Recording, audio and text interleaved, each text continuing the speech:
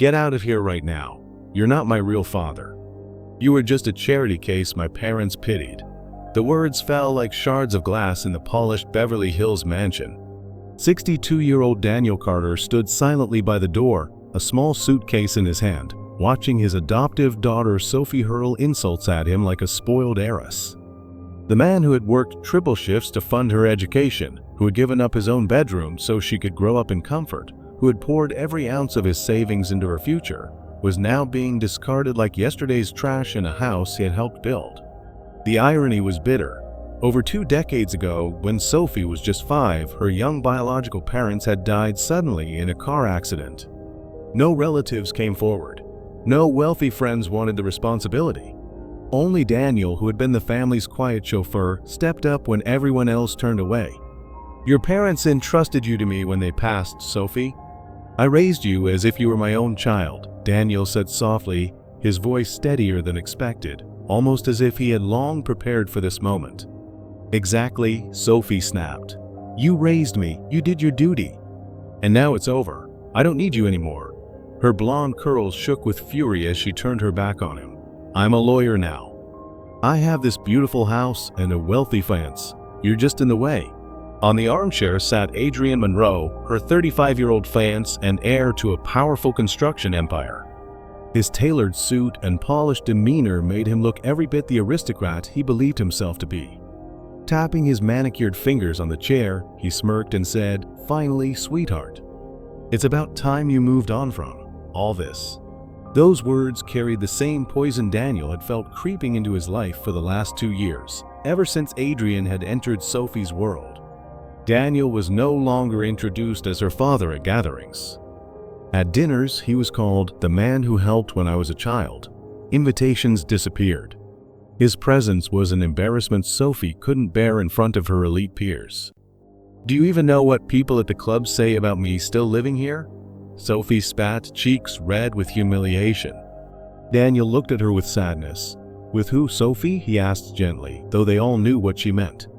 Adrian wasn't nearly as careful. Adjusting the diamond-studded watch on his wrist, he added coldly, "With someone who clearly doesn't belong in our circle." "It's nothing personal, Daniel, but appearances matter." Daniel thought of all the years he had sacrificed. The nights he stayed up helping Sophie with school projects. The car he sold to pay for her university books. The endless weekends he worked extra shifts so she could attend elite events, dressed like her peers. He had built her world piece by piece, yet she now treated him as if he were a stranger. "Pack your things and go," Sophie ordered, her voice sharp. "I don't want to see you again. And take those silly childhood photos with you. They don't match the style of my home anymore." Daniel's gaze drifted to the shelf where once dozens of framed pictures of Sophie's childhood had proudly stood. Only 3 remained now, shoved behind trophies and ribbons that Adrian had insisted take center stage. The rest had quietly vanished after Adrian moved in. "It's all right, Sophie," Daniel murmured, adjusting the strap of his briefcase. His face carried a strange calmness, the kind of serenity that hides a truth too powerful to be spoken just yet. Adrian let out a smug laugh. "Good, at least you know your place." As Daniel walked out of the mansion, neither Sophie nor Adrian had the faintest idea what he was concealing. For years, he had lived quietly, working humble jobs, but behind the scenes he had been building something they could never imagine. Something worth millions. And while Sophie believed she was discarding a man of no value, she had just thrown away far more than she realized. That night, as Daniel drove his old pickup truck through the immaculate streets of Beverly Hills, the phone rang. It was Sophie. "Oh, and one more thing," she said coldly. "Clear out the garage too. Adrian wants to turn it into a private gym, and don't come near my office again. The partners have been making comments. And Daniel, it would be best if you didn't mention to anyone who raised me.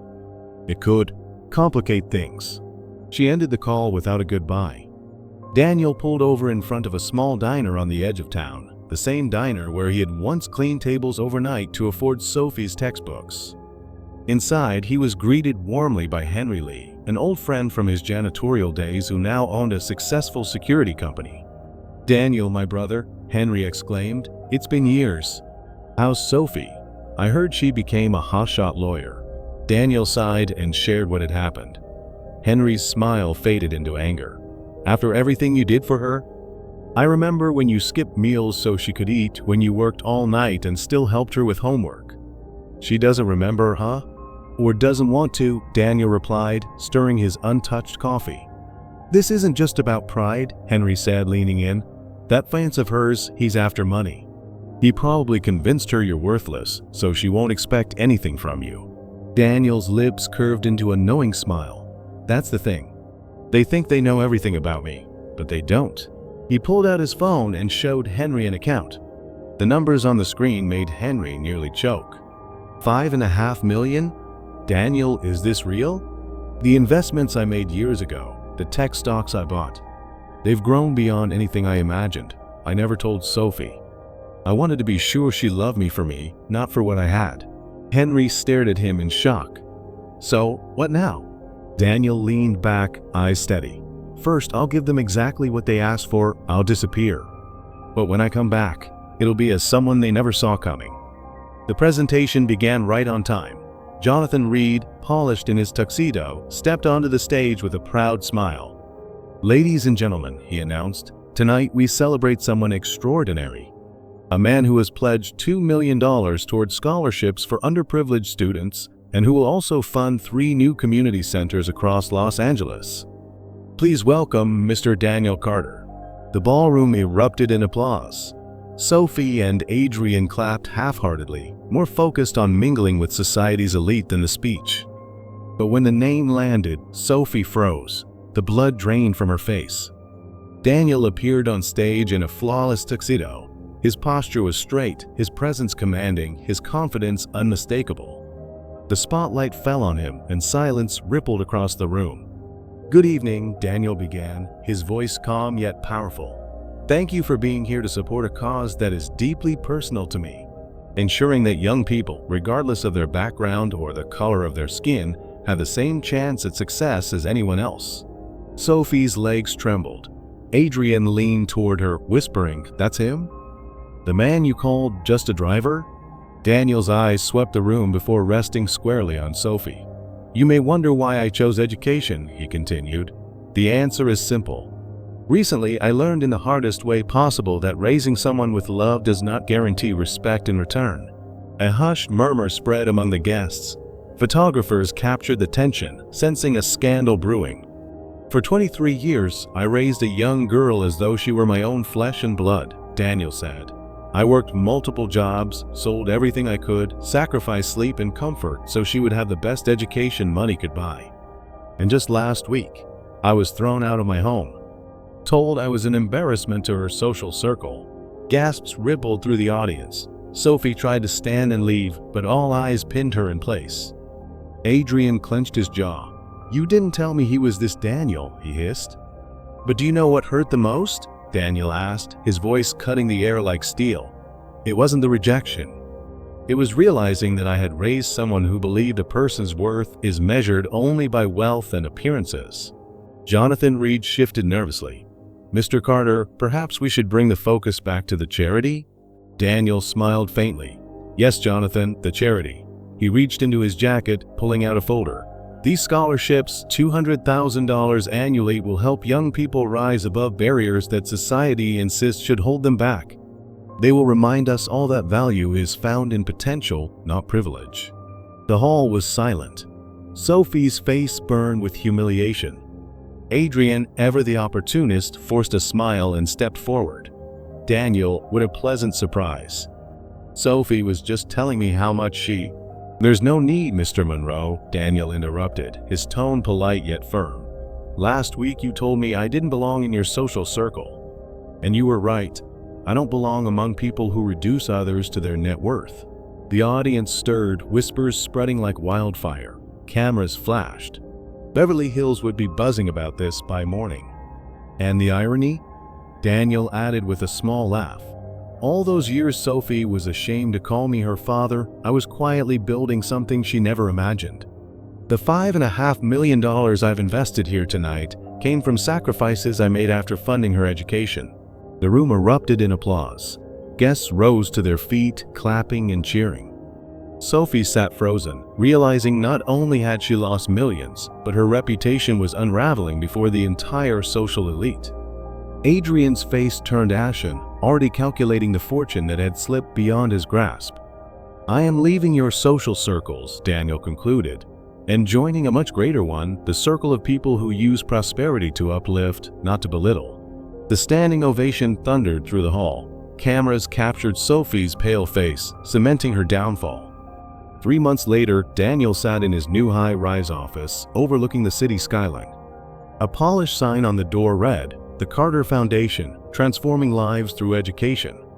The phone rang. Henry Lee, now the executive director, sounded enthusiastic. "Daniel, we've had 50 new scholarship applications this month. And the documentary about your story will air on national television next week." What began as a $2 million donation had grown into a $15 million foundation funded by investors inspired by his vision. Partnerships with universities spread across the country. Lives were changing. Henry's voice grew somber. "By the way, Sophie lost her job. Her firm decided her reputation was too much of a liability. And Adrian?" His father removed him from the company. The Montenegro name didn't survive the scandal. Daniel closed his eyes briefly. He felt no joy in their downfall, only sorrow for what his daughter had become. Meanwhile, Sophie sat alone in a rundown cafe, a world away from the luxury she once flaunted. Her savings had dried up. The apartment was sold to cover debts. Adrian had abandoned her the day after the gala. "I can't be tied to this disaster," he'd said coldly. Her phone rang. The voice on the other end made her heart stop. "Hello, Sophie. It's me, Daniel." She swallowed hard. I don't know what to say." "You don't need to say anything," he replied. "I know you're struggling. That's why I'm calling with an offer." Her eyes lit up. "What kind of offer?" "A job at the foundation, starting from the bottom, organizing documents, helping with applications. No special treatment, no privileges." Tears swelled in her eyes. "I'll take it." "There's one condition," Daniel said firmly. "You will work directly with disadvantaged youth. You will listen to their stories. You will learn what it means to fight for every opportunity. And only then, if you truly change, maybe we can rebuild what was lost." Sophie broke down. "I promise I was wrong." "I don't promise," Daniel interrupted gently. "Prove it." 6 months later, Sophie sat in the foundation's modest office, helping a young student fill out an application for an engineering scholarship. The boy reminded her of herself years ago, hopeful, nervous, desperate for a chance. "Thank you, Miss Sophie," the boy said. "This means everything." For the first time in years, Sophie smiled genuinely. She finally understood that her adoptive father hadn't punished her with revenge, he had given her the chance to find redemption. Daniel watched from the doorway. Henry leaned beside him. "She's changing. She's finally learning what you tried to teach her all along. That true worth lies not in wealth, but in lifting others up." That night, Sophie called Daniel. Her voice cracked as she said, "Dad, thank you for not giving up on me." Daniel's heart warmed.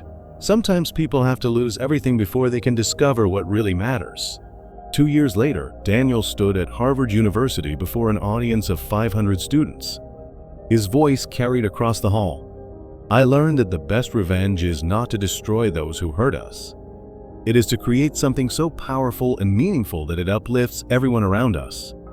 Pain can be turned into purpose, rejection into redemption."